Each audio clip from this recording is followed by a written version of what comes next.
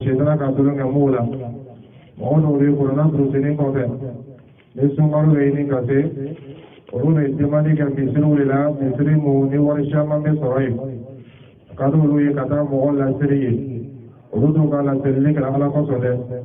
La Sili Lekale, Nisri Banalumina, Uribe Faranoga Kaji Aleva, Ni Misri Kaure, Uribe for Misri Nadetai. Ilega Purakaran Kalawe, Ibona Dunia and Kiama. Kulu Allahu Ahad, Kyo Seven and Yaduma, Kulu Managara, Ko Ibe Kizikawa, Marva Toroma. No Managara Shedra Levena Hiko, Abo Kul Hua, Nipo Ramerseva Majori, Wahu, Hua, Orega Wahu, Yana Hua and Wahu Keleno. Nebo anauma ko huwa akaboro menebo wangu abimani na vokanyi wale wewe. Bismillahir Rahmanir Rahim. Innal hamdalillah nahmaduhu wa nasta'inuhu wa nastaghfiruh. Wa na'udhu billahi min shururi anfusina wa min sayyiati a'malina. من يهده الله فلا مضل له ومن يضلل فلا هادي له وأشهد أن لا إله إلا الله وحده لا شريك له وأشهد أن نبينا محمدا عبده ورسوله صلى الله عليه وآله وصحبه وسلم تسليما كثيرا. يا أيها الذين آمنوا اتقوا الله حق تقاته ولا تموتن إلا وأنتم مسلمون. يا أيها الناس اتقوا ربكم الذي خلقكم من نفس واحدة وخلق منها زوجها وبث منهما رجالا كثيرا ونساء واتقوا الله الذي تساءلون به والأرحام إن الله كان عليكم رقيبا. يا أيها الذين آمنوا اتقوا الله وقولوا قولا سديدا يصلح لكم أعمالكم ويغفر لكم ذنوبكم ومن يطع الله ورسوله فقد فاز فوزا عظيما. أما بعد، السلام عليكم ورحمة الله وبركاته. Ame Allah Ta'ala tando alemi kaam boya mini korona bele ni korona ni Allah Ta'ala yera kuma kanye korona ye Allah Ta'ala mabudu doi korona ni momi ka barake ala ka tu ako Wajigra mobi kuna riadro dunia anikiyama Nibeza kakizi kuna kuyama Yibuloge kurana la kabarake ala Allah Ta'ala kutoha Ma anzalna alayka al-Qur'ana litashqa Allah Ta'ala kujidima sallallahu alaihi wasallam Kama kurana la jidinka Kala se kuna kuyama Min Quranani Kana ya liba kono Noro liba kono Sila liba kono Min mogomi be Quraniya se Sayoro kore tala ni Quranate ani haditha Wasalahu ta'ala Zalika al-kitab Akuni kitabu bele ni uye Qur'ana la raiba fi siga kuiti ala muleba kono hudan lil muttaqin ala jigla kana ya le ko so ala yasre ba wi ni mo min be ka ka ala yasre ba yi nya si qur'ana ba ni mo min be ka ka ala mo yi bulu ke qur'ana la ni qur'ana bele bele ni mo min ka kara akara jola ka barake ala barake jola kan limana ya ama mo te ku ile la dunia kono ya mo te ku ila kaburu kono mo te ku ila kiyama kene ka kama soro ko ko yoro mi nafsa na yoro dai wole misri ina wajiro ko nyamma sallallahu alaihi wasallam ahabbu albilad ila allah masajiduha aqulu qul yoro min kadi alayka taba yoro be ka wole misri wole kadi alawa ta'ala ka taba do wole yoro toka o misri para kono ayoro be kaka min dona ni mo min dona misri kono ni ka yoro min zaibi lo ifuna kala yoro kilenye lama golo ma ko mihrabu ni oyeli mamul lo yoro ole para kare kare ni lo misri kono ka taba yoro toka sami me mo wala teme ole qur'an lo ni ina wajiro ko nyamma sallallahu alaihi wasallam ya ummul qawma aqra'uhum li kitabillah ako mo le bello mo nye ko lasiri mo min kan loni ya ka qur'ana la ka de mo to musa ka o yorola la ko la qur'ana lo bara ole mo min ka ko ba kara ka lo kabanga fasari para lo kabanga para para ke ala no de na dana ko ba kara ma bara ma ke ala o tigra mo de tando ni ala qur'ana karai ina wajina ko nyamma sallallahu alaihi wasallam wal qur'an hujjatun laka wa alayk aboni qur'ana bele bele ni aweka modo ma dalile ko daraja korota ayra weka modo kan dalile ko majri ina wajina ko nyamma sallallahu alaihi wasallam inna allaha yarfa'u bi hadha alkitabi aqwaman wa yad'u bihi akharin ako ala taala be modo korota ni qur'ana ni afarabe modo majini aye ni mo mi ka karanga baraka la ka de malayama ala taala be korota ni qur'ana ni mo mi ka karaima baraka la wal mayra ma karaima baraka la qur'ana be ka di ka dalile ke majini halage ke tachiya qur'ana be korota do holo ko kaya kama qur'ana lonia de ba to ibe lo mo nya ko la seri yoro la yoro min kari ala wa ta'ala ka yoro de ka wasaw ya basa wala min ajirin sallallahu alaihi wasallam mawdo ka Allah ni ka babu Umar ye ka nya moy Umar ki kanto uma ako alaikum wala yetiya ka bo ala ko kadi alai ka tebe ayeka jama do nya moy Abubakar be jama mola ko kama zo cikin sallallahu alaihi wasallam wala mina bana suraya wala ama akan mo min kere kere kai mo wala sili o kala Abubakar radhiyallahu ta'ala an abo cikin di mana mo min ma ko ke angka dina nya mo e mo le ko zo ante di o di gra mo ma ga angka dunia nya mo e mai la ka fo ne qur'ana ka karanta baraka la bi qur'ana do bolo ko kaya apana bi kono ta kaburu kono cire sallallahu alaihi wasallam tumana mina mo ka kele ke uhudu kele ka sahaban syama fatula akena kai radhiyallahu ta'ala anhum ardahum cire sallallahu alaihi wasallam ako sahabo ma ko e kaburu se ka Allah wa sa ka mo la jiga kono sababa ni nannani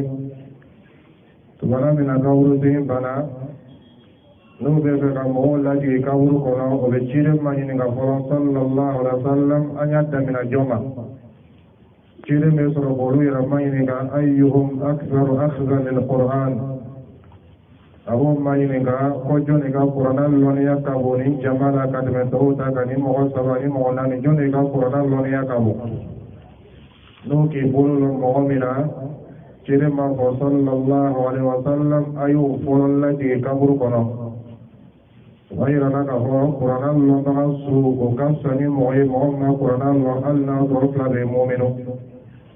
قرآن بدرجة قرآن كيما كان كيد شرما صلى الله عليه وسلم اقرأوا القرآن فإنه يأتي يوم القيامة شفيعا لأصحابه أقول أي قرآن كرم كما تقول القرآن بسول لدو أكرم بغي كيما كنك إيه رمزك أذكر سورة البقرة أن سورة آل عمران أفلا بسول لدو أكرم بغي كيما كنك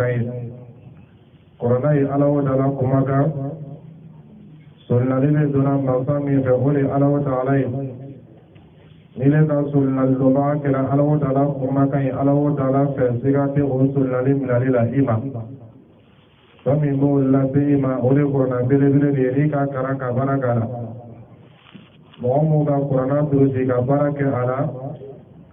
أولو ولوبا كيما كانك أولوبا سلا كيما كانك أنو سلا توحيدوكا uru be bila minbaru do le ka minbaru me ninno minbaru do le ka be ko minbaru ole yoro ko tani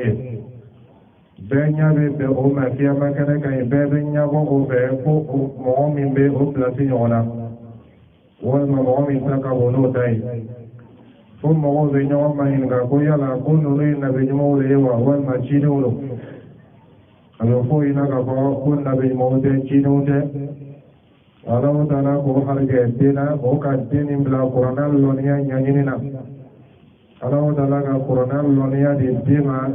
ka barake ala uluga bila sarakala mi Allah Ta'ala ko di odokara ni ne Qur'an bele ni abe don para mo daraja ka arigina poro be dunin ko be arigina poro ani be diunin ko be sema min dila ima arigina poro جنب صلى الله عليه وسلم يقال لصاحب القرآن اقرأ وارتقي ورتل كما كنت ترتل بالدنيا فإن منزلتك عند آخر آية تقرأها جنب صلى الله عليه وسلم أبو كياملنا أبي خوف ورنا الله ما دونك أرجنا اقرأ أقرأ ورتل يا كرانكايا وإنك أبو قرآن كرانجو لبي على قرآن كرنا قوبة إلى فغلا بجمنا ورتل القرآن ترتيلا كي قرآن كراني ترتيلي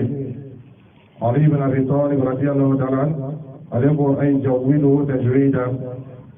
أليكو لما كنت تجويدو قرآن كرانجو ikan ka kiji mu bori akan akara wati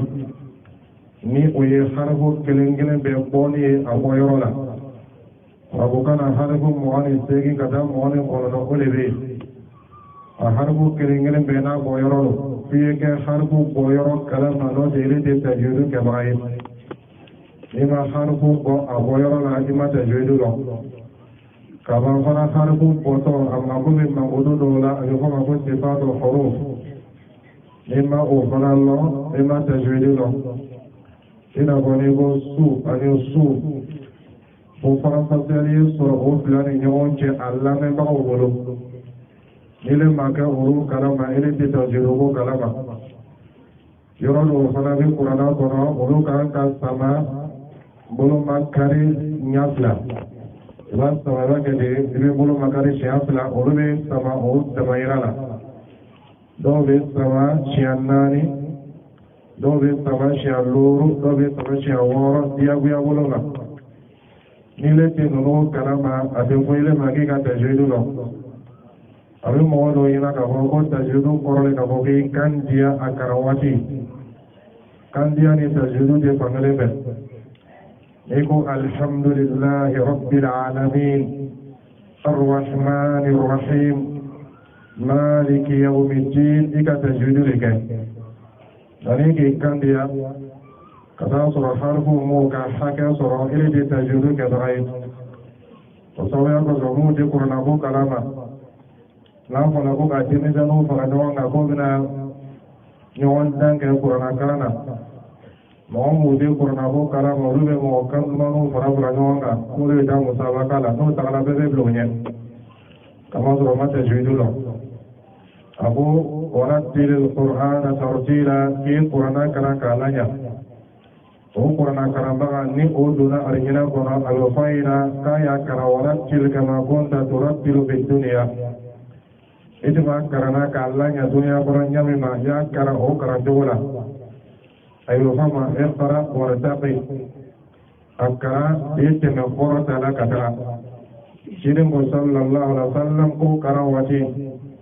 فإن منزلتك عند آخر آية تقرأها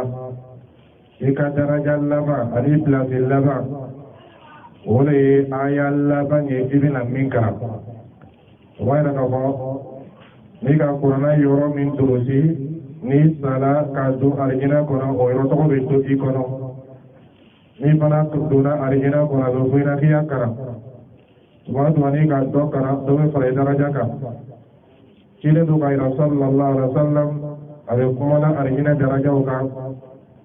aku ma baina darajataini kama baina as-samai wal ard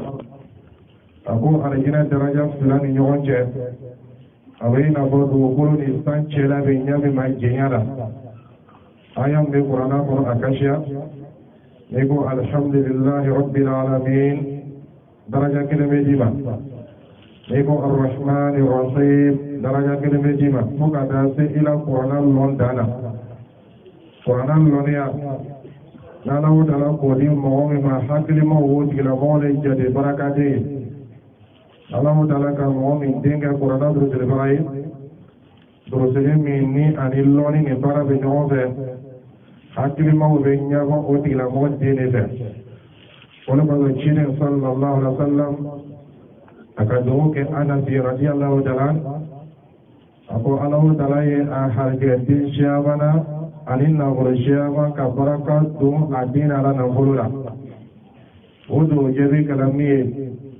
ana radiyallahu ta'ala anhu akadin sen soro abbe ka qur'ana drusi dan mo ko ga dalili kaira ka fo ja baraka le Allahu ta'ala ye harge qur'ana drusi la ka baraka ala ne qur'ana ni Allah Ta'ala ka san kilin belangira me Qur'ana kono inna hadha al-Qur'ana yahdi lillati hiya aqwam Allah Ta'ala ko ni Qur'ana ni ale be mo bila sila bela tilini ka sila min tilini no sila be Qur'ana be bila ko sila le ka ni mo mi la kuma be na Qur'ana ma o di la mo la kuma be ka kuma sabai ni mɔgɔ min na baara bɛnna kuranna ma o tigila mɔgɔ la baara bɛ kɛ baara ɲuman ye n'i bɛna ko o ko kɛ i y'a kɛ i n'a fɔ kuranna ka ɲini fɛ ɲami ma n'i k'i la ko o ko sigi kuranna kan o bɛ kɛ ko ɲuman ye n'i bɛna denbaya lamɔ a lamɔ i n'a fɔ kuranna kan o f'i na ɲami ma n'o kɛlɛ bɛ bɛn sababa ma n'i bɛna mɔgɔ karan kɛ a kɛ i n'a fɔ kuranna kan o f'i na ɲami ma n'a kɛlɛ de bɛ bɛn sababa ma n'i bɛna kiti mɔgɔw ni ɲɔgɔn cɛ kiti o ni ɲɔgɔn cɛ i n'a fɔ kuranna k'a fɔ ɲamima n'a kɛlɛ de i bɛ bɛn sababa ma i ka koɲa kelen kelen bɛɛ la inna hadha al-Qur'an yahdi lillati hiya aqwam a ko ni kuranna belebele ni a bɛ mɔgɔ kiti k'i bila sira bɛɛ la telini le kan o de kosɔn lɔnbagaba min tun bɛ yen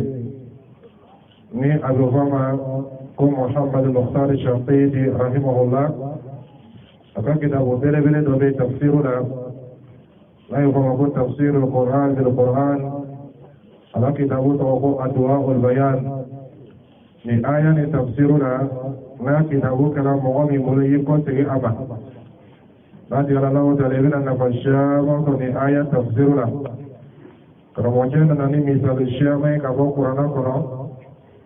kiti syamana mimma yana ka bɔ ko kuranna taga bolo ka fɛnɛ taga bolo bɛɛ ye a bɛ na ni misali dɔw ye ka bɛn aqida kunda ma kuranna ka aqida silami yira ana o de ka fisa ka tɛmɛ i bɛna taa ta fan wɛrɛ fɛ a bɛna kuma ni misaliw ye kiti tɛgɛ la mɔgɔw ni ɲɔgɔn cɛ kuranna ta ka fisa n'a bɛɛ ye ni kuranna belebele ni mɔgɔ min k'i bolo kɛ a la Abu Tigamo Kana Katani Argina Kono. Allahu Ta'ala Kapsani Jantu Yamima. Allahu Ta'ala Kumakan Farakap Sani Jantu Kumakan Yakelima. The Zubune Kani. Ani the Zubune Kavalari Soro. The Zubumini Allahu Ta'ala Kereka Korana Last Tanga Akono. Allahu Ta'ala Go Inna Nahnu Nazzalna Zikra wa Inna Lahu Lahafizun. Allah Ta'ala ko alile ka kurna ban illa jigi alile fana be akorosila ga Allah Ta'ala ka kurna la tagani o be kala modo le dusukuna ina fala ko yamma bal huwa ayatun bayyinatun fi suduril ladina utul ilm akoni kurna bere ni kabana ko langana mayani lo modo dusukuna Allah Ta'ala ka lonni di mo'amuma o fana dalile Kafoni bete ka kelloni bagaye jijiya ka Qur'ana drusi ka Allah loni bete mina olema ni dunia laban loni daga sili tunde folamo ka loni bete mina Qur'ana de ma folo abe Qur'ana drusi biu tumana mina na bana wala abe hadith ashiya man drusi na bana wala abe rasul ka loni ni damina ka dunia laban karamo Ulu biban loni yin la kata ko Qur'ana manzo jumadi harisama ka folo mo lon bawo ulu ne loni yin damna Qur'ana ni Bukhari ni Muslim duruseni ko fe iban lo ola ka ko loni suya ke roje o se ba ni Qur'ana bele ni chide ka ila sallallahu alaihi wasallam man qara harfan min kitabillah falahu hasana wal hasanatu bi 10 amsalha Kirim sallallahu alaihi wasallam mimma wami ka harbo kirin kara Allah Ta'ala ka kitabu bere ni nano ye Qur'ana ye Allah Ta'ala abe kunyi matam sebe o tigla moy abe na hoy ka harbo tani kara Kirim sallallahu alaihi wasallam la aqul alif lam mim harf lakin alif harf ولام حرف وميم حرف كده صلى الله عليه وسلم أبو ألف لام ميم خذ حرف كده كلمة كلمة حرف كده ألف من حرف لام وفن حرف ميم وفن حرف يكون ألف لام ميم أكلين أقولك حرف سوالك ربالك حرف سوالك براجبين سوالك سرعيه ni mo mi ka suratul Baqarah kara ola foi te o sarat da mo ko Allah Ta'ala kire o ko na bele ni la kara na yoro bina kara jogo ni mana shaytan be kule ki mago o rotola sidin ko sallallahu alaihi wasallam kay suratul Baqarah kara ana su kono fa inna shaytan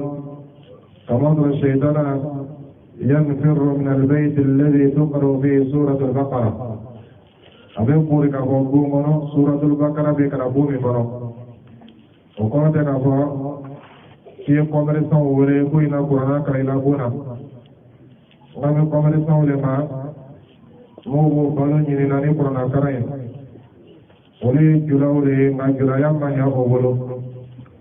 ole kara jawo tuwe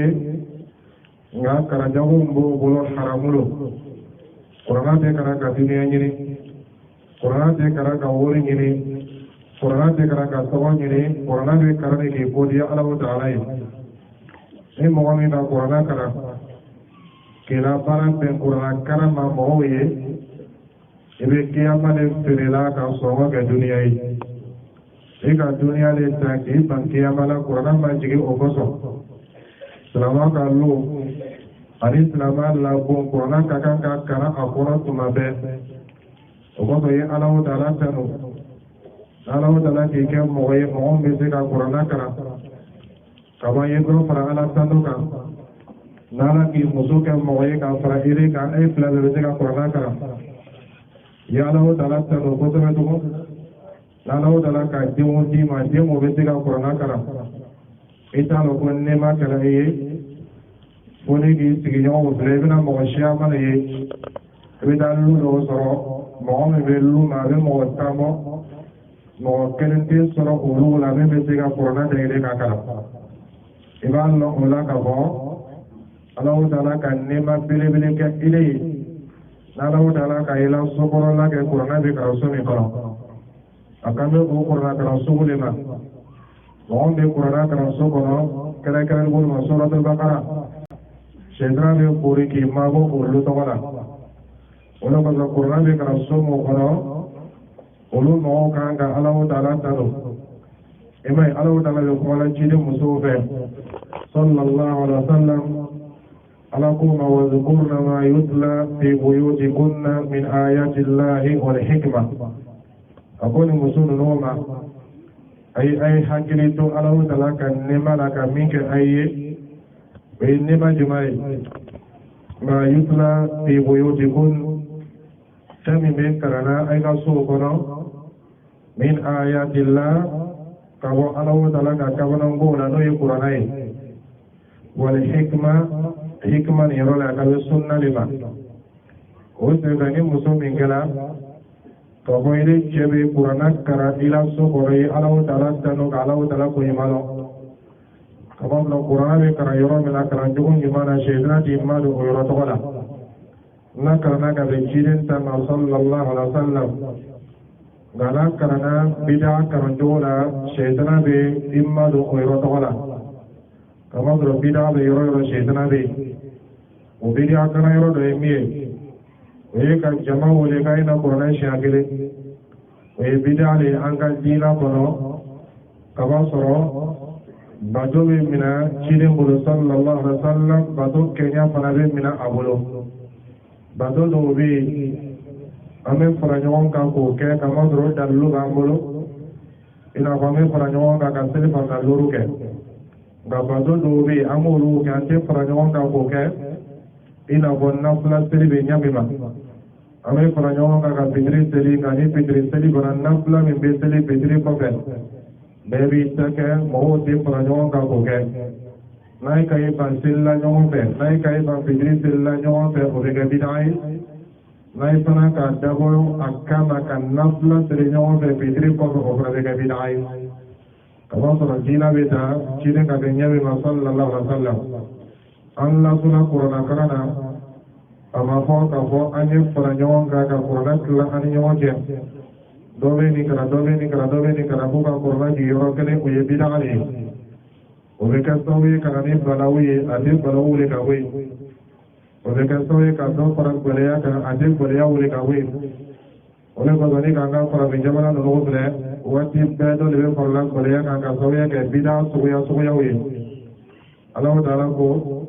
ولنذيقنهم من العذاب الأدنى دون العذاب الأكبر لعلهم يرجعون أقول أبينا أن نجربي نجمد فيجني أمون نene وبك السببي أمان قلت الله تعالى ما أرجمد طول كبو أنك الله تعالى ما الله جربي نساني قبلي أمان قلت على من يمما الله تعالى ما الله جربي نقومي أمان قلت على من يمما Allah taala ba Allah jarabi ni bana rasulullah balu ye aman ko tigi ala manyami ma nga mo shama ni labana ni olu la jarabi la urubina ni ala soso sababu do ye wal mawdina ni ala soso ye min be ka sawe ka do fara masubaka Allah taala ka Allah jarabi ni sayi ko balay andu ma ka suratul istisqa'i le ka Allah taala dalila wajiri ka nyami ma sallallahu alaihi wasallam nga n'an ma sɔn k'o kɛ an ka mɔgɔw kɛ ɲɔgɔn kan ka kuranna kalan an ka bidaa de kɛ o ye bidaa de bɛ dɔ fara gɛlɛya kan a tɛ dɔ bɔ a la sɛnɛfɛnw ma ɲɛ an bolo an tun kan ka kɔfɛ ala ma k'an ladali an ka nafolow la su dugutalaw la nga n'an kan ban o ma ka na ni bidaa dɔ ye ka jama fara ɲɔgɔn kan ka kuranna kalan o de bɛ dɔ fara kɔmɔya kan foyi tɛ bɔ a la mɔgɔw bɛ farala ɲɔgɔn kan ka kuranna kalan olu ma kuranna valɛri lɔ tuma dɔw la mɔgɔ min ka baara ye ala sɔsɔ ye mɔgɔ min ka baara ye dɔlɔfeere ye mɔgɔ min ka baara ye bɔrɔkɔ nafolo ɲini ye o tigilamɔgɔ b'o wele ko in na kuranna kalan o bɛ fara ɲɔgɔn kan ka kuranna kalan o bɛ taa se aya dɔ ma Allahu taala ko yɔrɔ min na wa ahallallahu al-bay'a wa harrama ar-riba ko alawo tala ka ferini sanin la daga gami boroko nafulu nyini choyi alawo tala ko haramiya alawo do be korona karana mo mi o tigla mo kan na buru nyini sigini be ole ka alawo be korona karana alawo tala ko femi haramiya alawo tala alawo kuma kan kara kabanga alawo tala dali ko alawo tala e baraka do wala ala sosala wala ko be mo soya oruye o be teme tagala ko pele o de tanya fe e bo lo soya o ye qur'ana be teme o dangala na o de na fadra qur'ana la wala ko so lon ma do ba fina rubba qari'in wal qur'an yal'anu abo qur'ana karna jonjol lebe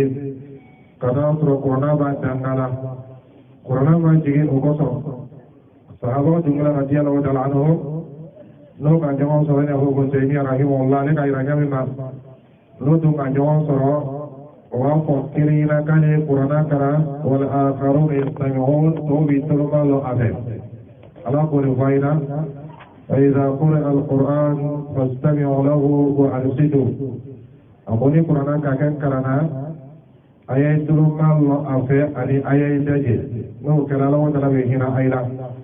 yala mi be farla nyonga ka qur'an kana ga do be do tala mena wa ya tala do be do tala mena alera mimba karana fana alera fana ta yara ta mena ka sawya ke to fana ba karana o qur'an kana soya o e bina qur'an kana e o de mo ko de alaw taala e abi ma wa alaw taala la o wadi kele fana do ba ko e ina o jire ko sallallahu alaihi wasallam وما اجتمع قوم في بيت من بيوت الله يتلون كتاب الله ويتدارسون بينهم وجمع كرسيتي من أولو بينهم فالعلو تلك الصود قرى وبالقرآن كرى كبانك أفضري كاللون يعني أوليون جي علو تلك أولو تلو كوي تلوي كفو جمع مثل كالفرنيون كالقرآن كرى أما بيننجي ما بين سببنا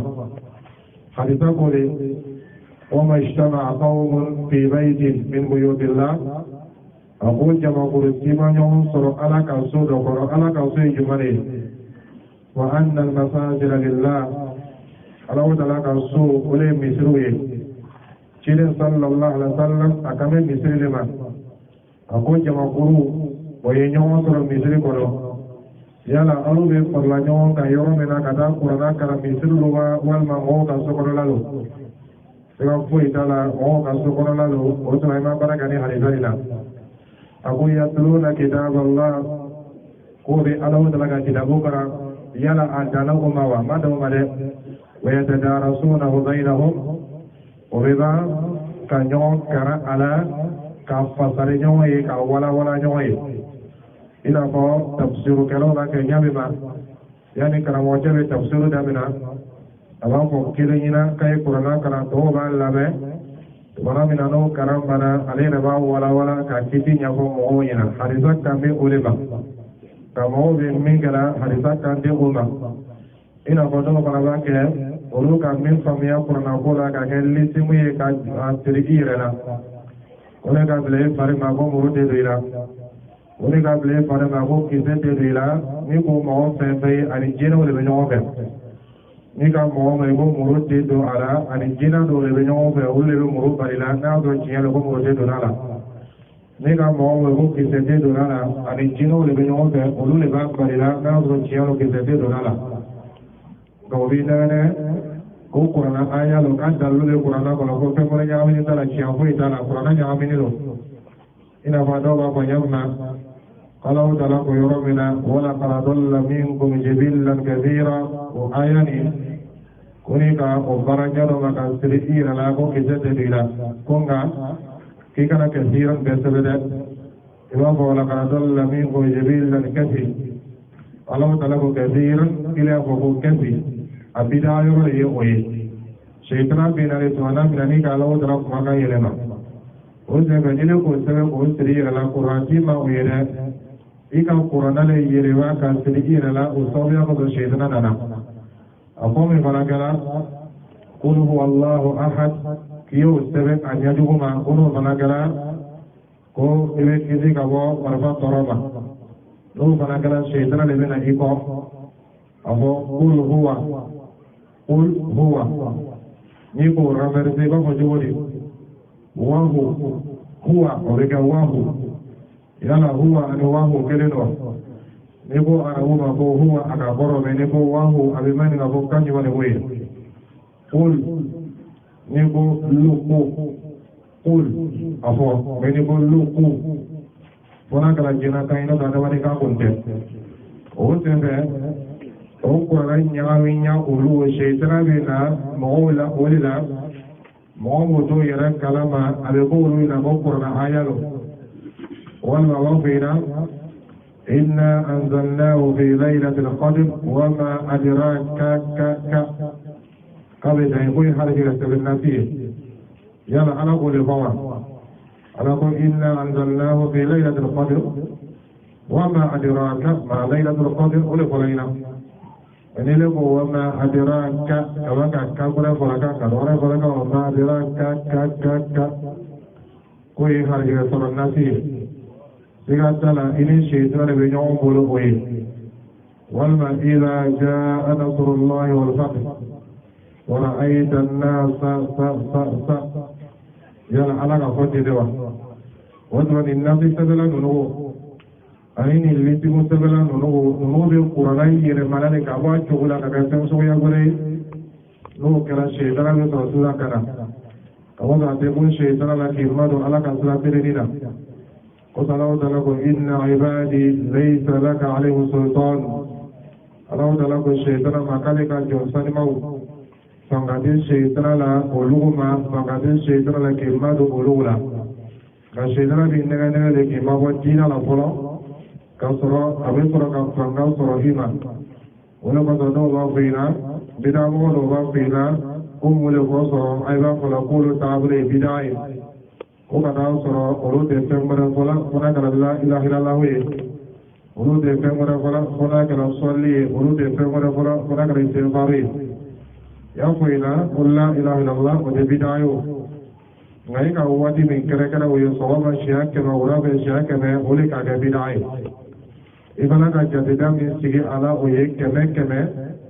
وما فينا بني لنا كذا كما نكره استغفار كتوبي كدالا وتلا نبو كما برمنا كتبه كنكا ولي أبدا يري وبدا يرون للشيطان بينا ويرتقل إلى لا إله إلا ما يمامبا ngajiren kaji manya mimani kamu tu ladro syaitan bina corona para betere corona jila manya mima ke unya ladro syaitan bina walma ka corona yele ka ka khawati mi ina bodo ma ka jamima ebeda shedra modo ko sura diya tene khatima go bolo ko me yani bi ran pre sura diya tene karana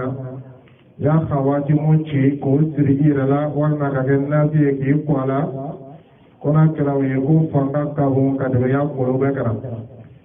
mo mo filila olu ka min famia corona ko la ole kala we akala mo do ira ko corona jigila le ka boge ke dunia na bolo dige corona jigila le ka boge ke puran di dunia ari kiyama corona ma ji ka boge dunia na bolo soro ko so dunia na bolo dige وتا تيبم مالو على وتعالى وما أموالكم ولا أولادكم بالتي تقربكم عندنا زلفى أي كان نقول أني أي ديو ودائما على وتعالى إلا من آمن وعمل صالحا وني مؤمن لبنينا كما كفرين مكان يوم لا ينفع مال ولا بنون إلا من أتى الله بقلب سليم إكيامل سرا وكان نقول دين نفع وجين دين نفع وني مؤمن أنا على وتعالى ما إذا سكون سان ما إذا سكون هناك كنا وجن في القرآن ما جيه كي الدنيا نقول سر القرآن جيلا ليه الدنيا كنا ديا سر أنيك كنا ديا سر كابور كنا أنيك كنا ديا سر كيانا selama kami Allah Taala na ile harja Quran karani ne kami kan selai raja ile kamru fo min di pakai ile kando karami di pakai kami ani kuma kami bai wi Allah Taala pakai alamile harja tu ola adungi harja do kamru fo lila agi harja do kamru karani na Allah Taala ne kuma ala mayri harjiya tu ola ikanka hami kosebe ira mayni ka yala iplasi kabu ala utala yorowa na to iplasi tun kabu ibe nyamma ala tun diketi amana ala utala mili harjiya ala yala ala ka jemu di mawa jemu bese ka ala utala kumaka karawa ngani ki radla wati wati ile radla ka korna kara ide juse ka kare muso ka kara Allah sura dunia sampai jila ilma ikakan ka hami anikan ka sira iradi ikote alaw dala kumagama ni dona ka wuro kono lumina kada do qur'ana bi kono ani hadisa o ibe barakala ala immo balla male be ti ka wuro kono mala ko bi kumbe ni buya kumbeli ebe wuli kiyamalu be immo balla ma ira para bita regina kono ebe ka mo bai regina kono kabe qur'ana ma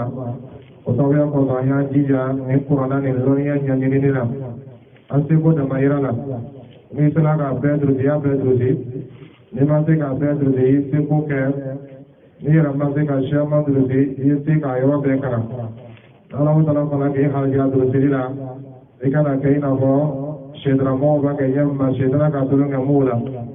Ono ori Qur'an terusini kote. Nesungaru ini kate.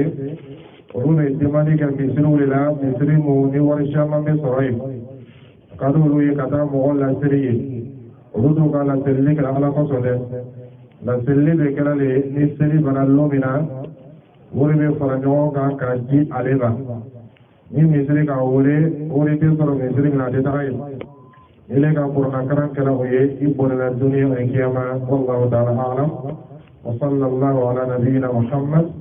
وعلى آله وصحبه وسلم تسليما كثيرا